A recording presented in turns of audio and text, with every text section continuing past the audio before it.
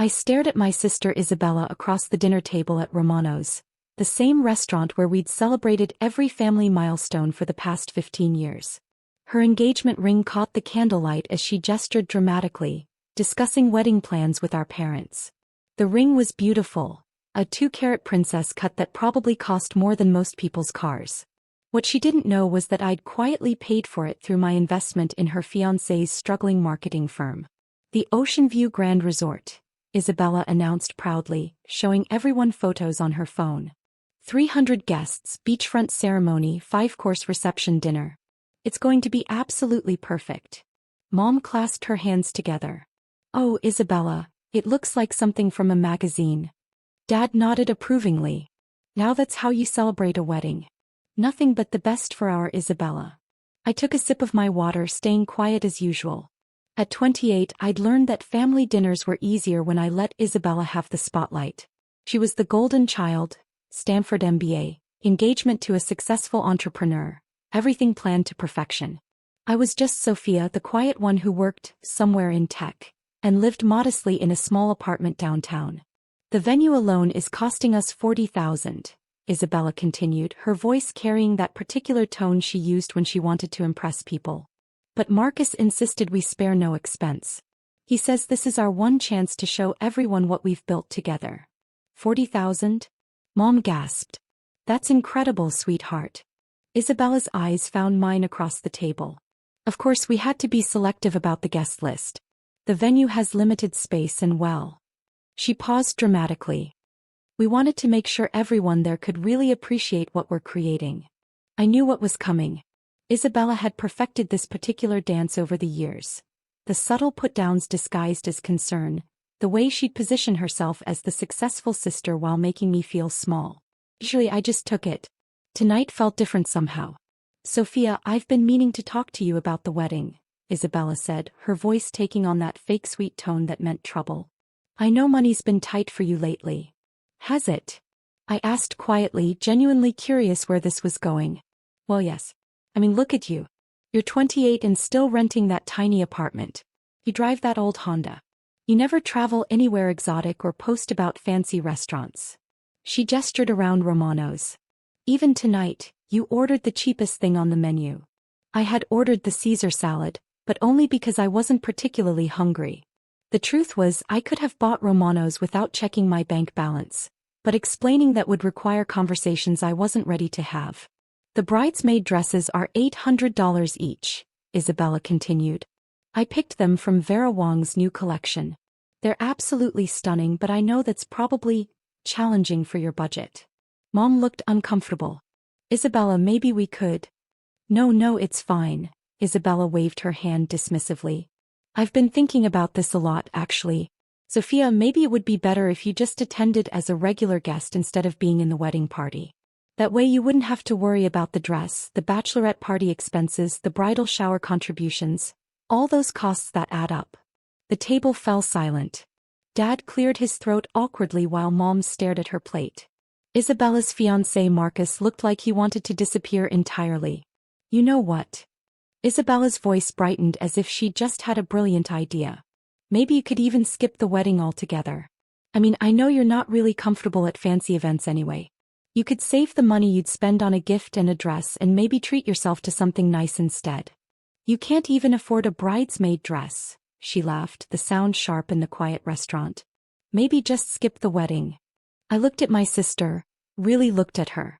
Isabella had always been beautiful, but there was something cold in her eyes tonight that I'd never noticed before. Or maybe I'd been choosing not to see it. I understand, I said quietly, setting down my fork. If that's what you think is best. Isabella's smile was radiant. Oh, Sophia, I'm so glad you're being reasonable about this. I was worried you might take it the wrong way, but this is really better for everyone. You won't have to stress about money and I won't have to worry about, well, you know. I didn't know actually, but I was beginning to understand that my sister had constructed an entire narrative about my life that had very little to do with reality. The wedding is going to be perfect, Isabella continued, turning back to our parents. 2 weeks from Saturday. The ceremony starts at sunset, 5:30 exactly. The photographers want to capture that golden hour lighting. Then cocktails on the terrace, dinner in the main ballroom and dancing until midnight. She pulled out her phone again, scrolling through what looked like hundreds of wedding photos. The flowers alone are costing $12,000.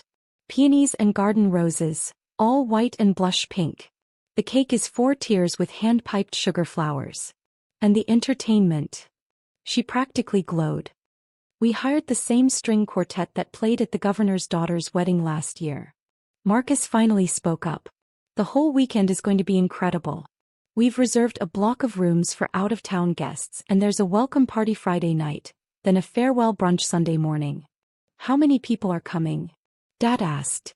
300 for the ceremony and reception, Isabella replied. It's going to be the event of the season. Everyone who matters will be there. The implication hung in the air. I wasn't everyone who mattered. My phone buzzed on the table. The caller ID showed Oceanview Grand Resort. Perfect timing as always.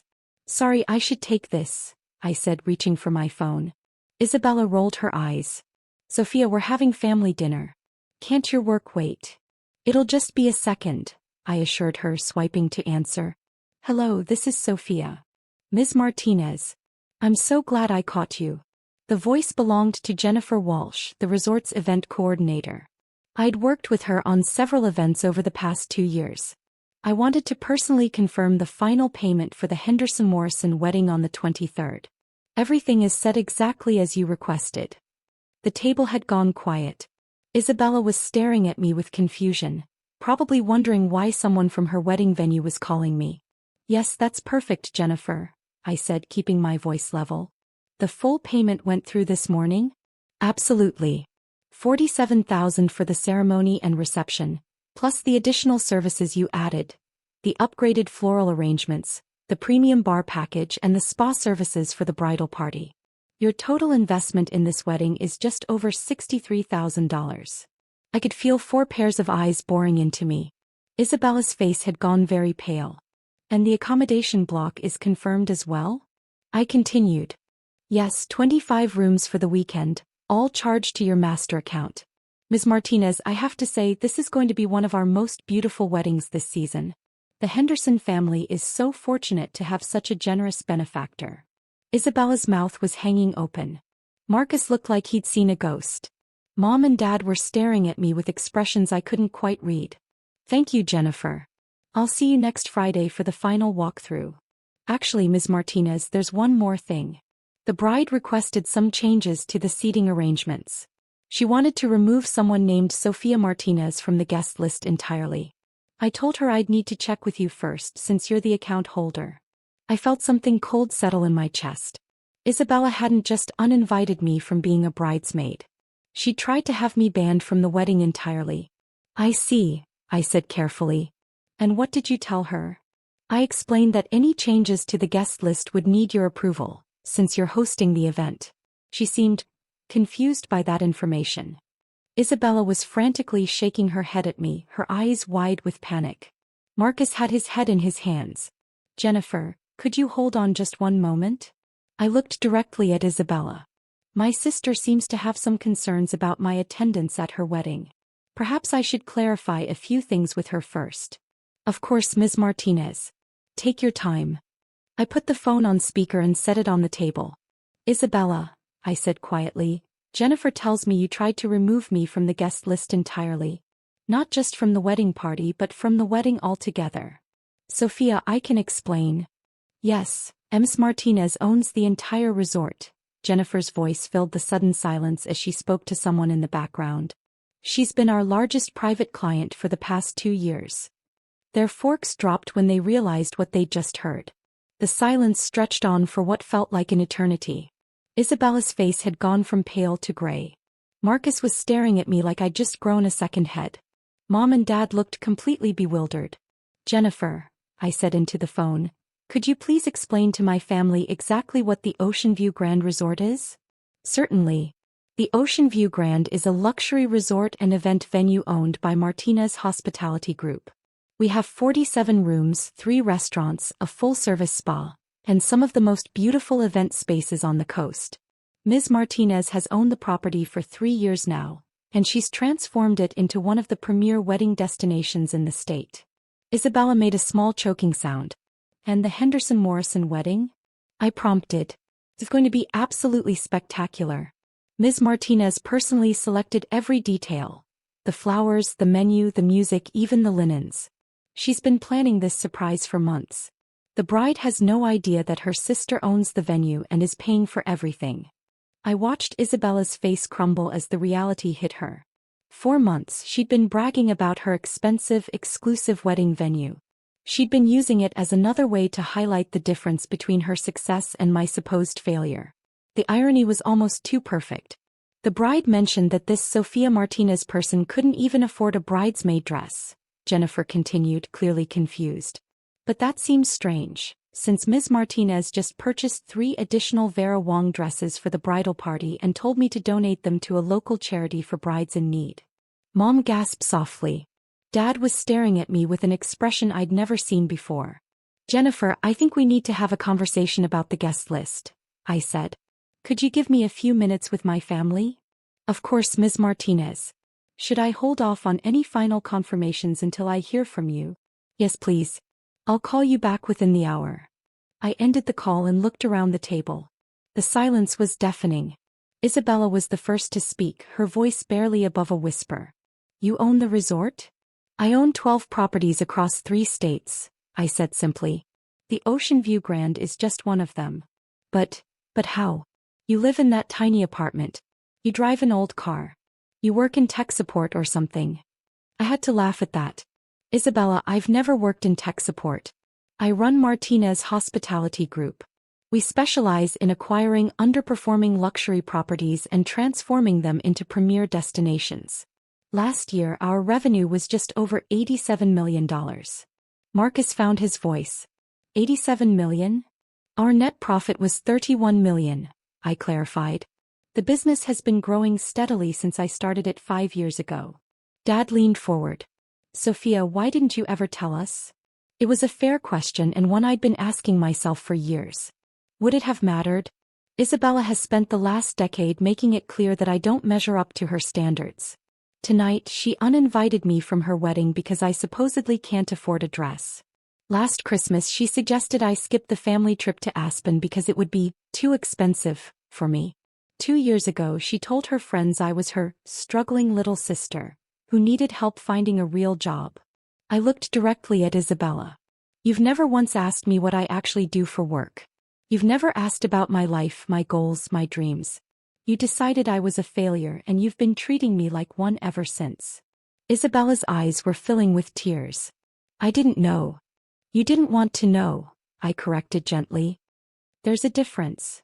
Mom reached across the table toward me. Sweetheart, we had no idea. You always seemed so quiet about your work. We thought maybe you were embarrassed about it. I was quiet because every time I tried to share something, Isabella would change the subject or find a way to turn it into a comparison that made me look bad. It was easier to just disappear. The truth was more complicated than that, but it was as much as I was willing to share right now. The real reason I'd kept my success hidden was that I'd wanted to see if my family could love me without it. I'd wanted to know if Sophia the person was enough, or if they only valued Sophia the achievement. Tonight had given me my answer. The wedding. Isabella started, then stopped. Is paid for, I finished. Completely. The venue, the flowers, the food, the music, the photographer, the rooms for your guest. Everything you've been planning is exactly as you wanted it. But why? She whispered. After everything I said tonight, after how I've treated you, why would you do this? I thought about that for a moment. Because despite everything, you're still my sister. Because I remember the Isabella who used to read me bedtime stories when I was scared of thunderstorms. Because I hoped that maybe someday we could find our way back to being a real family. Isabella was crying openly now. Sophia, I'm so sorry. I don't even know how to begin to apologize for. Start with the guest list, I said firmly. Jennifer tells me you tried to have me removed entirely. Not just from the wedding party but from the wedding. She nodded miserably. I thought. I was embarrassed about you being there.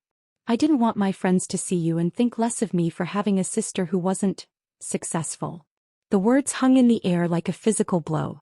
Even knowing it was coming, hearing her say it out loud was brutal. Isabella. Mom gasped. I know how it sounds, Isabella said quickly. I know how awful that is. But I've been so focused on appearances, on making sure everyone sees me as successful and put together, that I lost sight of what actually matters. Marcus finally spoke up. Isabella, we need to talk about this. What you just said, that's not the person I fell in love with. Isabella turned to him, panic in her eyes. Marcus, please. I know I messed up, but... You tried to ban your own sister from your wedding because you were embarrassed by her, he said quietly. Except it turns out she's more successful than both of us combined, and she's been secretly paying for our entire wedding out of kindness. He looked at me with something that might have been respect. Sophia, I owe you an apology too. I went along with Isabella's assessment of you without ever bothering to get to know you myself. That was wrong. I appreciated his honesty, but I was more interested in what Isabella was going to do next. The question now, I said, is what happens next? Do you want to have this wedding, Isabella? Do you want to marry Marcus and start a life together based on honesty and respect? Or do you want to keep playing this game where your worth is determined by how much better you are than everyone else? Isabella wiped her eyes with her napkin. I want the wedding. I want to marry Marcus. But I want you there, Sophia. Not just as a guest but as my sister. As my maid of honor, if you'll still consider it. I'll consider it, I said carefully. But things need to change between us. Real change, not just wedding day promises that get forgotten a month later. What do you mean? I mean, we need to have real conversations about our lives. I mean, you need to stop making assumptions about me and start asking questions. I mean, we need to figure out how to be sisters again, not competitors. Isabella nodded eagerly. Yes, I want that. I really do. And I want to understand how we got here, I continued. How did you become someone who was embarrassed by her own sister? How did I become someone who felt like she had to hide her entire life from her family? Dad cleared his throat. Maybe that's something we all need to think about. As a family. Mom was still staring at me with wonder. Sweetheart, I'm so proud of what you've accomplished. But I'm sorry you felt like you couldn't share it with us. I'm sorry too, I said honestly. I could have tried harder to break through the patterns we'd fallen into. I could have been more direct about what was happening. My phone buzzed with a text from Jennifer. Ms. Martinez, just checking in about the guest list discussion. Should I maintain the current arrangements? I showed the text to Isabella. So what's it going to be? Am I invited to this wedding or not? Isabella looked at the message, then at me. You're not just invited. You're the guest of honor. You're the reason any of this is possible. She paused, seeming to gather her courage. Sophia, would you consider being my maid of honor? I know I don't deserve it after tonight, but I can't imagine getting married without my sister standing next to me. I looked around the table at my family. Dad was nodding encouragingly. Mom had tears in her eyes. Marcus was watching Isabella with an expression that suggested he was seeing her differently than he had an hour ago. I'll be your maid of honor, I said finally. But I'm not wearing the Vera Wang dress. Isabella's face fell. Oh. Of course, if you don't like it. I'm wearing the dress I already bought, I continued. It's a custom piece from a designer friend of mine in New York. It cost considerably more than $800 and I think you'll like it. Relief flooded Isabella's face. You already bought a maid of honor dress? I bought it 3 months ago, I admitted. Right after you got engaged. I was hoping you'd ask me to be in your wedding, even though you'd been dropping hints that you weren't sure I'd fit in with your other bridesmaids. 3 months ago, Isabella repeated slowly. Before you even knew if I'd ask you. I knew you'd ask eventually, I said. I just wasn't sure if you'd mean it. Isabella reached across the table and took my hand. I mean it now. I mean it more than I've ever meant anything. I squeezed her hand. Then we'd better call Jennifer back and get this wedding finalized. 2 weeks isn't very long to plan the rest of the details. Actually, Isabella said hesitantly, there is one more thing. The other bridesmaids. They're mostly my sorority friends and some colleagues. I don't think they know much about hospitality or event planning. Would you mind helping me make sure everything goes smoothly? I had to smile at that. Isabella, I've been making sure everything goes smoothly for the past 6 months. Every detail you've been worried about, every vendor you've been coordinating with, every backup plan you thought you needed, it's all handled. What do you mean? I mean, Jennifer and I have been in contact since the day you booked the venue. I know about the string quartet, the upgraded floral arrangements, the special dietary accommodations for Uncle Robert, the transportation for elderly relatives, the backup generator in case of power outages, and the indoor ceremony space in case it rains. Isabella stared at me.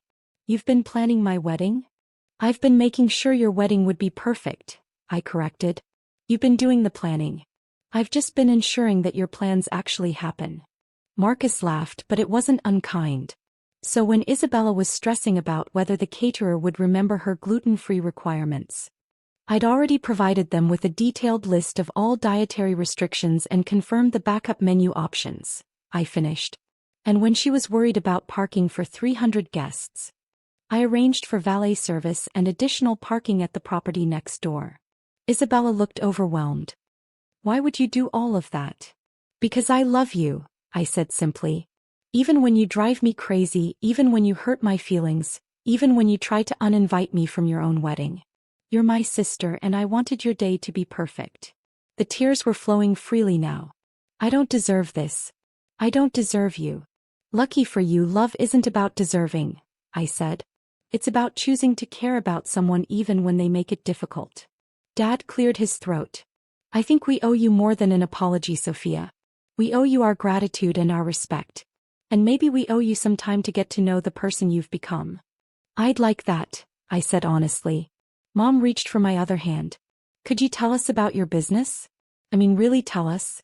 I want to understand what you've built." I looked around the table at my family, really looked at them. For the first time in years, I saw curiosity instead of judgment in their eyes. I saw people who wanted to know me, not people who had already decided who I was. "Martinez Hospitality Group started as an accident," I began. "I was working as a project manager for a consulting firm, and one of our clients was a struggling boutique hotel in Napa Valley. The owners were going to lose everything and I couldn't stand watching it happen. I told them about my first property acquisition, about learning the hospitality business from the ground up, about the late nights and early mornings and the thousand small decisions that went into transforming a failing business into a thriving one. I told them about my team, Jennifer and the other coordinators who made magic happen every day, the chefs who created memorable experiences, the housekeeping staff who made sure every guest felt welcomed and valued. I told them about my vision for hospitality as a force for good, creating jobs, supporting local communities, providing spaces where people could celebrate life's most important moments. By the time I finished talking, our dinner had grown cold and the restaurant was nearly empty. But my family was still listening, still asking questions, still trying to understand the life I'd built while they weren't looking. $63,000. Isabella said quietly as we finally prepared to leave. "You spent $63,000 on my wedding." "I invested $63,000 in my sister's happiness," I corrected. "There's a difference." Isabella hugged me, then really hugged me for the first time in years. "I'm going to spend the rest of my life making this up to you." "You don't need to make it up to me," I said. "You just need to be my sister. The real version, not the one who's trying to impress everyone." "Deal," she whispered. As we walked to our cars, Marcus fell into step beside me. "Sophia, can I ask you something?" "Sure." "When you were sitting there listening to Isabella talk about how you couldn't afford things, how you weren't successful enough for her wedding, what were you thinking?" I considered the question. Honestly, I was thinking about how sad it was that my sister had forgotten who I really am. And I was wondering if it was too late for us to remember how to be a family. And now, I looked back at Isabella, who was walking arm in arm with our parents, talking animatedly about wedding plans and asking Mom about her own wedding dress from 30 years ago. Now I think maybe it's not too late after all. 2 weeks later, I stood beside my sister as she married the man she loved in a venue I owned, wearing a dress that cost more than her car, surrounded by 300 guests who had no idea that the quiet maid of honor was the reason their evening was possible. Isabella was radiant, Marcus was happy, and our parents spent the entire reception telling anyone who would listen about their daughter's incredible business success. But the best part of the evening was the moment during the father-daughter dance when Isabella caught my eye across the room and mouthed "thank you," with tears streaming down her face. Not for the money, not for the venue, not for the perfect wedding I'd helped create. For giving her the chance to remember how to be my sister again. Some investments, I'd learned, paid dividends that couldn't be measured in dollars. And sometimes the best surprises were the ones that reminded you who you really were and who you could choose to become.